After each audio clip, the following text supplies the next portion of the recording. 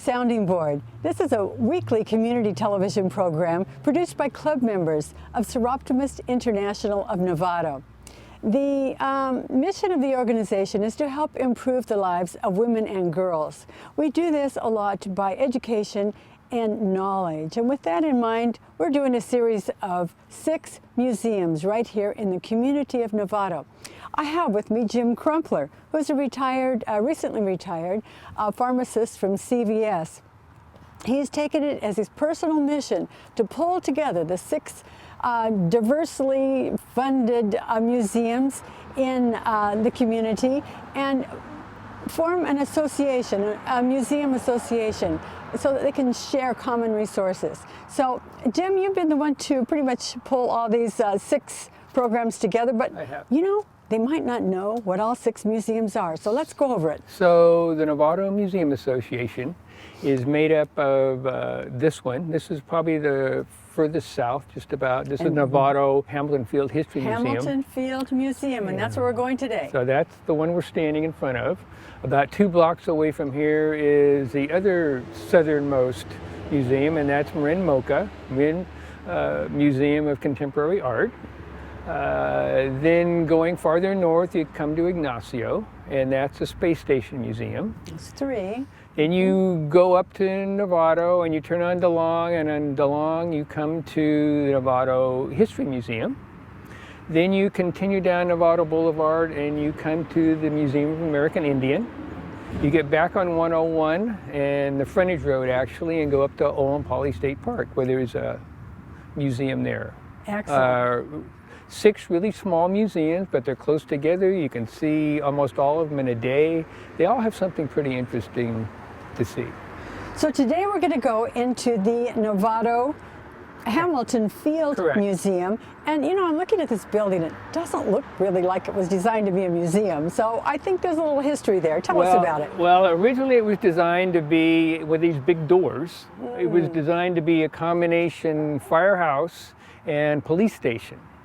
So the farthest door over there had an ambulance. That's where the ambulance were. These 2 big doors, and probably this one, were more, that door over there was more like the crash cart. With a plane crash, there was a special vehicle in there that would go out there. And then these were, the other 2 were basically for the fire engines. And they shared this building with the police officers, you know, police part, I guess, whatever it was. And this, you know, this was back in the early 30s.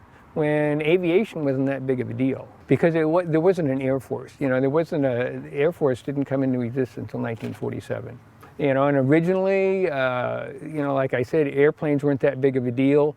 They planned on putting lawns out here for the planes to land on. Lawns? Lawns. That's what they landed on in the 30s. Oh my gosh. Yeah. Well, this is exciting. Are we ready to go inside? We are. Yeah, it's cold out here. Let's go. Well, here's Ray Dwelle. How are you, Ray? Good to see you. Good to see you. Ray is the Director of Operations and Maintenance for the museum. So, and we know that you're kind of in charge of this welcoming area here. So tell us, what are people going to see when they come in here, Ray? When I first come in, they see some plaque and stuff of the fellow that designed the base. Howard Nurse? Was that? Howard Yeah. Nurse. I've heard his name. Then there's a DVD of they can watch of the whole history of the vase. We have a display of Lloyd Hamilton, who the base was named after. He was a World War I pilot and was shot down by ground fire. Oh, dear. You got to remember the planes back then didn't fly very high. Yeah. And we have a diorama that was built by Disney. Of the Hangar 7. Diorama, what's a diorama? Explain A diorama is a model. A model, okay. Of a particular item. We have pictures around the wall of the base in several stages of being built on it. There's so much here. Got a display of flying tigers. They had some connection to us because 2 squadrons of bombers left from here to go with the Flying Tigers. Most people don't know that bombers were with the Flying Tigers on it. Another right in the center here is another diorama of the base in 1939. This is really clever. It kind of looks a little scattered. When the war started, a whole bunch of buildings were built in all those vacant areas there. And Interesting. we're in the firehouse, which is right there. Right there.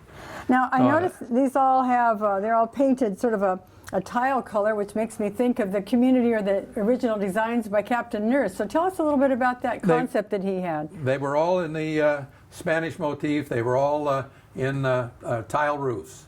Way back Yeah. then, he had the vision to make this place so beautiful. A lot of these buildings are still here now. The hospital building, we get all kinds of people in here that were born in the hospital Really? because they're that age group now. And so they come back here to see it. Huh. That's a swimming pool and this little No, that's the amphitheater there. Oh, amphitheater's still there. Actually, the swimming pool was over in here. Oh, These buildings are still here. They're senior housing now. That one's gone, and that one's gone. The hangars are here. They've all been converted into office buildings. They're really nice. who are there. some of the big names that are in those buildings now? The Marin Foundation, I guess, is one of the biggest ones. And U.S. Coast Guard. And the U.S. Coast Guard has hangars 1 and 2. There is no air operations out of here. Okay. The only thing that land here now are ducks and geese. The whole runway area here is been flooded and turned into wetlands. Right, right. No. And there's a beautiful path On it. along there, a walking path, isn't there? Yes, there's a walking path that runs all along the back of the area right here, the whole length of it. On it. Well, there's so much in here, Ray. It's just, it's impossible to cover Yeah. right now, and we hope that this is what's going to excite people to come in and see more. What are there any highlights around here that we still need to talk about? The Hap Arnold, who was very instrumental in the development of the base, the Air Force. He was the only 5-star general in both the Army Air Corps and the Army Air Force. Originally, this was an Army base. It was the Army Air Corps. The Air Force itself did not come into existence until 1947. Got it. So it was our Army before that. Well, Hap Arnold lived up in Sonoma, and Arnold Drive is named after him now. Oh, really? Yeah. So, it's got a lot of history here. Well, I know there's a lot more than just here. Well, we've got a whole downstairs area where they used to keep the fire engines and everything. Really? Downstairs? Okay. Yeah, this was turned into an office building in 58, because they had Before it became a museum then. Yeah. It was the firehouse had to move because of structural problems with the floor, and then it was turned into an office building, and then we got it in 2002. Shall we go Or downstairs? 2020. Sure. Okay. Lead the way. Well, here's John Trumbull. Hi, John. Greetings, and welcome to the museum. Thank you for being here. I understand you've been a real active docent all along here with the museum and done some marvelous things and have a lot of knowledge. So here we are in this room of just fabulous treasures, and I see all these model planes behind me. So tell us about them. Oh, happily. This is the model of the B-10, B-10B bomber. That's for whom the base was built. But then when the Golden Gate Bridge got put up, and in the 30s, the active idea that maybe we were going to be invaded by Japan, the bombers were moved out of here and the fighters were moved from Crissy Field up here. These models that we have all along this wall were built by E-Ury, E-W-R-Y, E-Ury, a volunteer out of Mill Valley who's done an excellent job of constructing and painting and researching, so the planes are in the colors they would have been at if you showed up here at Hamilton and looked at them in real life. And they're all in order of the chronologic. We start out with the P-26 Pea Shooter, which is the first all-metal fighter plane in the United States Armory, and we go all the way down, all the way down to the F-106. These are not all the planes that flew out of Hamilton, but all these planes flew out of Hamilton. Right, got it. And they're all in the same scale. They're all 1 inch on the model equals 4 feet in real life. And they're little people that are set up here along next to some of the exhibits, about every other plane or so. And those people are scaled to about your size, probably, about 5 feet. So you can see how the planes have developed in terms of design and power and size and speed. It's just been the 40 years that Hamilton was open were just a marvelous period of development in aircraft. It was starting out very rapidly in the 30s with air races and dirigibles. Did you know, by the way, that we almost had the dirigible base here at Hamilton for international service from Tokyo to San Francisco? Wow. There was a Japanese consortium that actually proposed that when Hamilton was being considered. And you can tell that the dirigibles were important in development because Moffett was built about the same time that Hamilton was built, and it was built for dirigibles. So we were originally going to be a bomber base for the B-10, but then the B-17 came along, and it was too big and too heavy to fly out of Hamilton on the runway loaded. It could land here, and but it was too heavy to be stationed here, so they moved it out. Now during World War II, it came back, and we had B-17s flying out of here to Hawaii, but they were flying out stripped. They took all the guns off of it. They took everything out of it that wasn't necessary to ferry the aircraft over, which is the reason that the B-17s arriving on December 7th of 1941 were helpless. They were out of gas. They had no armament. There was nothing they could do to evade the Japanese, so they just had to land at Captain Nurse's other base. Oh, my. Because he went from here and designed Hickam Field and built it. Interesting. So this development of the aircraft is all laid out along here, and it's really fascinating it really to is. talk about. You can spend a lot of time looking at these models. You really did a good job. Excellent. Well, let's continue on around the building, because I know in the back corner is one of Jim Crumpler's favorite things, and that is where all the wrecks have been taking place in Marin County. Yes. Let's go look at it. Had some help with that one. So, John, this is the corner that has all the information and all the bits and pieces of the crashes, and there's Jim Crumpler's favorite thing on the wall over there. Let's look at it closely. But this is all the crashes that have happened in Marin County, is that right?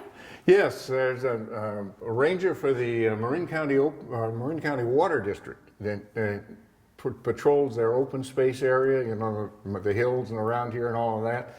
And he has made a hobby of collecting parts and pieces of various aircraft and researching the crashes. And this is a map that designates, it shows the designation of the planes that have gone down in Marin County, all the way from the old Impali crashes out here, a lot around San Rafael, and up here in the mountain areas. I understand there's one up in Mount Tam that even some of the rangers will point out that's still there as a big piece. Is that right? I think the one you're talking about is that there's an engine from a B-17 that still exists on the Scout Trail, but I think that's I think it's on Mount Riddell? Yeah, Mount Tamalpais, not on Mount Riddell. Okay, I think it's on the Mount Tam. backside. Oh, okay. There were, I think, 2 or 3 fighter planes that went in a Red Hill and down in San Rafael. And these are parts that have been scattered around in the area that he's been recovering over a period of time. Some big pieces. And some of it here. is fairly large.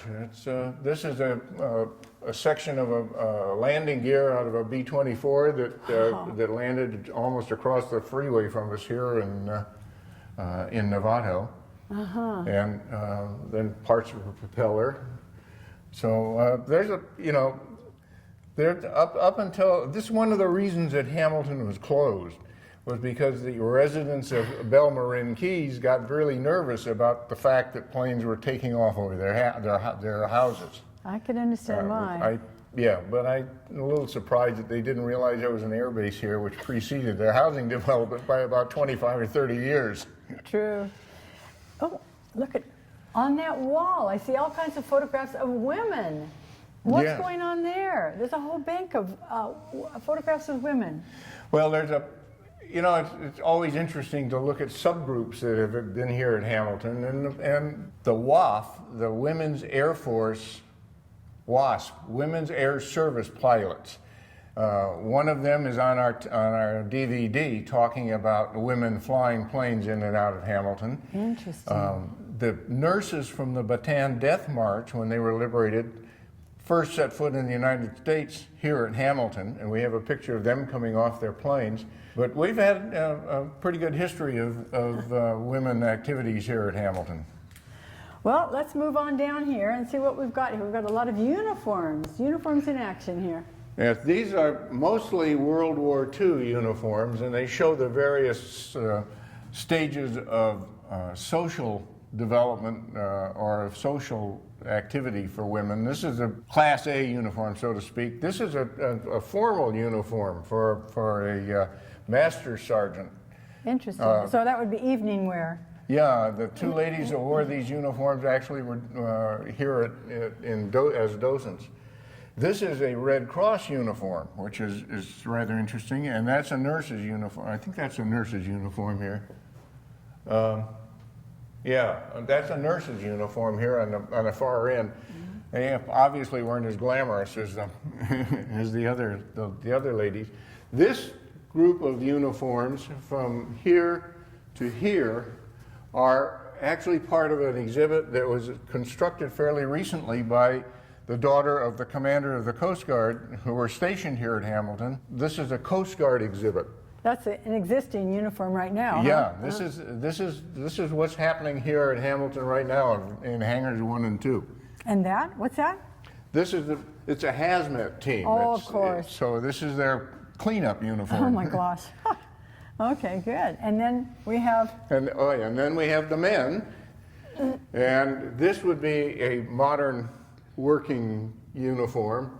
This was what would have gone up in the B-17, and it's interesting to talk to people about, you know, what it was like when you didn't have any atmosphere inside your aircraft. You're at 30,000 feet, there's no oxygen.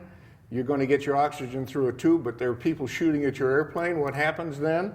Well, there's a little bottle right down here that gives you just enough chance to try and get the old airplane down before you either freeze to death or suffocate. Oh, it's interesting. They don't really look that much different, do they? From the old days and the new day and today. And this is the Class A uniform, like the Class A uniform for the ladies. And this is the formal uniform, like the formal uniform for the ladies. Excellent. Okay, well, what do I see over your shoulder? I see That's our the training. Yes, that's our joyride. Okay, so let's to go speak. look at it. This is where they trained on how to fly an airplane? They got in here? Okay, well, remember Hamilton was built in the 1930s. And back in the 1930s, prior to 1930, airplanes were made basically out of wood and canvas and dope and all that sort of stuff. And they were open cockpit. So how did you find out where you were? Well, you had Rand McNally's road map strapped on your leg, and you flew along and you tilted your aircraft and looked out, and you looked for a river, a road, a town. They had made 26-foot long cement arrows to tell people where they were and how they should be flying. Gosh. But that doesn't work at night, and it doesn't work in rain. So when they put a top on the cockpit, and they had people like in the late 30s, the Air Force here at Hamilton was tasked to deliver airmail, civilian airmail, and so they're flying up and down the entire coast through the mountain ranges. And they had to fly at night and in bad weather. We were killing people doing that. Yeah. It was really tough. So Edwin Link, who was a maker of organs and nickelodeons, and was familiar with pumps and wiring and all of that, worked out this machine, which has a full-scale cockpit in it. You put the pilot in it, put the top down over him, he couldn't see what was going on. Then you told him that he had to fly a certain distance at a certain altitude for a certain time and then do a certain maneuver at the end of it. And over here was this orange-colored desk. There's a scribe that's over a map. So the operator of the Link trainer can see where the pilot was flying. And the guy sat in here, and this is how he learned to fly in bad weather without being able to see where he was going. Interesting. Now remember, we didn't have radar in those days. We had tubes in all of our radios and things like that. And remember, with a vacuum tube, if you break the filament, the whole thing's dead. Oh, yeah. We didn't have GPS, so they didn't know where they were in the world. In fact, even in this machine, you can tell exactly what your plane is doing, but you can't tell where it's doing it. So it is highly possible to fly a perfect pattern in here and end up in the side of a mountain. Yeah, if the wind is too much for some reason or another. Wow. Anybody that's really interested in why this machine came about and the reasons for it should pick up some of the books relating Dupree on World War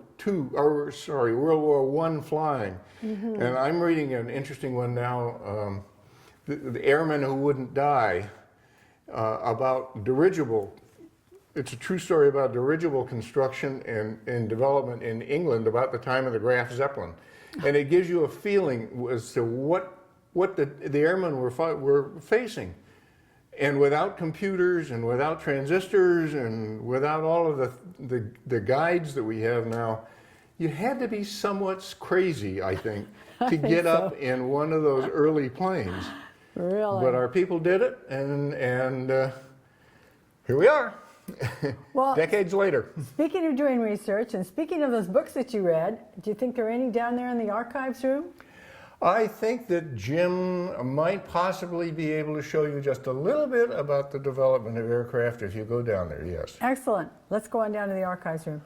Well, here's the archivist. Hi, Jim. How are you? Hi, Tara. Jim Davenport, the official archivist for the museum.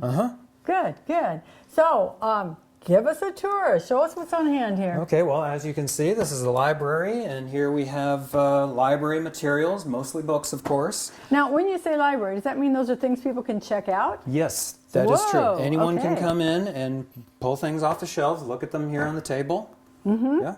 Okay. What? Yes, we also have encyclopedia, reference books, periodicals, magazines. We have a monthly periodical collection here. We have videotapes. Are there any that are particular hot items that people are? Well, actually, this section here seems to be the most popular because you have a combination of military aviation, Air Force, but also it's general World War II history, World which War is II. Okay. seems to be the most the thing most people are interested in when they come here. Good. Okay. Yeah. So moving down the line here, we've got more reference books. We've also got more videotapes, coffee table books. With lots of nice pictures. Oh yeah, big colorful photos. Lots more the videotape collection Videos. here.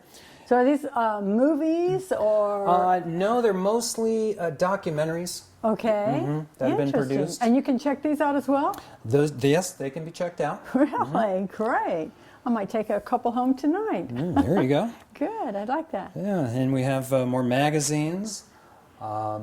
We've got the main military events through history. That was World War II down there, and this is Korea, and then on up to Vietnam. A little bit of the Iraq period.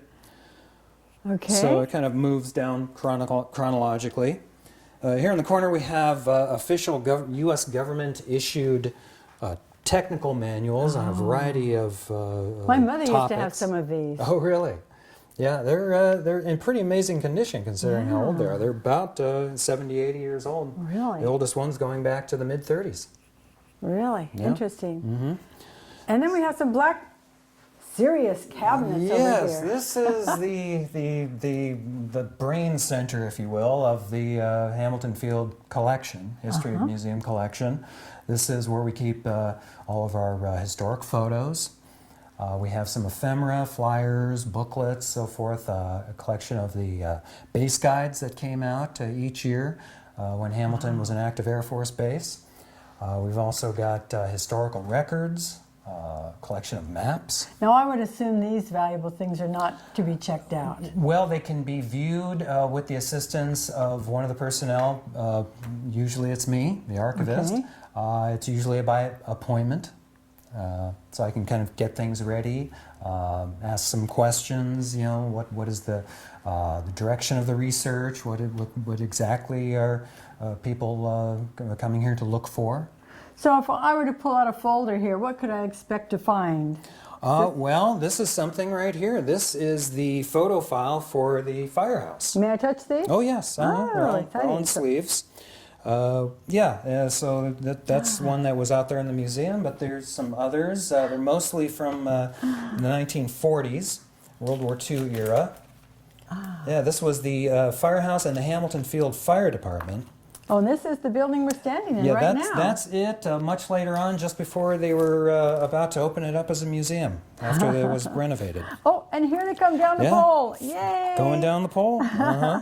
Yeah. I came down one of those poles one time. I loved it. It was so Did much ya? fun. Yeah, we were really glad to get that because it really shows. I mean, this is the door to the library right here. Interesting. And this was taken, I believe, yeah, this was during World War II.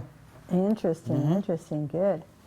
Well, you've got some posters here too. Air show Yeah. and wings. Tell us about that. Yeah, well, that's another aspect of the history of Hamilton Field that many people are interested in is they come in and they spot the air show posters and they immediately start recollecting how they used to go to the air shows. They were tied in when the base was an active Air Force base.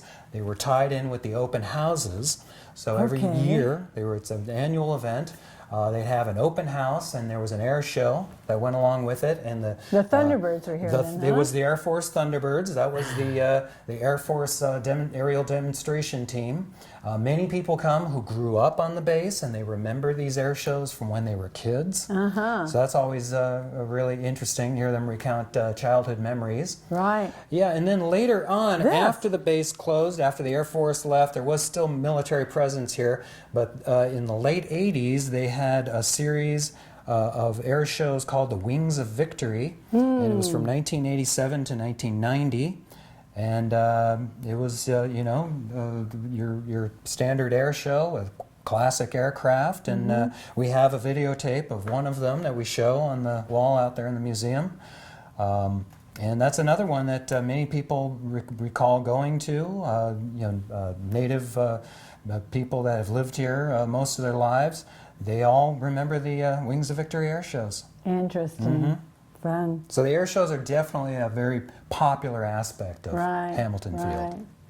Right. I hate to point this out, right? Mm-hmm. Interrupt any of your thought flow, but there's some interesting photographs up there. Yeah. Appears to be some Asians who are maybe refugees. That's Tell us about exactly that. that's exactly what these are. These are photos taken in the early 80s, 1980 to 83, of the Hamilton Refugee Transit Center.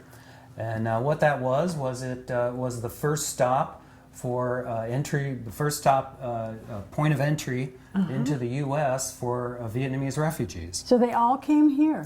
A great deal of them, yes, Wow. many of them came here. At least 175,000 of them spent at least one night Oh my gosh. here, and it was still called Hamilton Air Force Base. What a tragic, Yeah. what a traumatic, I should say traumatic, not tragic, but traumatic Yeah, and then- moment for them to come to the United States and get away from all that horrible stuff that was going on. Yeah, it was like a rest stop for them because their flight was several hours coming in from Southeast Asia, Oh, yeah. and here where they had a chance to rest, just kind of get their bearings and acclimate themselves a little bit to American life, and then they went on to other parts of the country where they had sponsors. Interesting. But they stayed interesting. in, we had 3 former Air Force barracks over off of Hamilton Parkway that they stayed in. They've been torn down now. But these are significant photos, not just for the Vietnamese refugee aspect, but also it's the great shots of what Hamilton looked like in the early 80s. Yeah. Well, thank you for sharing the archives with You're us, welcome. Jim. I think the other Jim Crumpler, is probably waiting for me right now. Okay, Okay, so thank you again. thank you. Well, Jim, what do you think? Have we got enough information today to get everybody excited about coming over here? what are your favorites here You at the know, museum? I've got about 3 things that I never miss when I come here. I always like to see them again. The first thing is the movie. When you walk in, right to the left of the door when you walk in, there's a great movie on the history of Hamilton. It shows the B-17s on their way to Hawaii on actually Pearl Harbor Day, and you know they picked the wrong day to go there. Of course, the models. These models are just incredible. You know, scale models of every plane that ever was stationed here. And over there in the corner, there's this little picture of all the crashes that occurred in Marin County, which I think is just amazing. Scary, actually. Very, very scary. Well, what about that pole?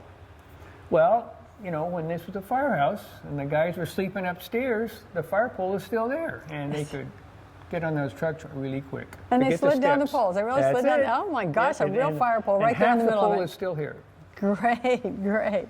Well, there's lots of exciting history here. It certainly is. And the Novato Museum Association does have a website that pulls all 6 of the museums together, and that is www.novatomuseums.org.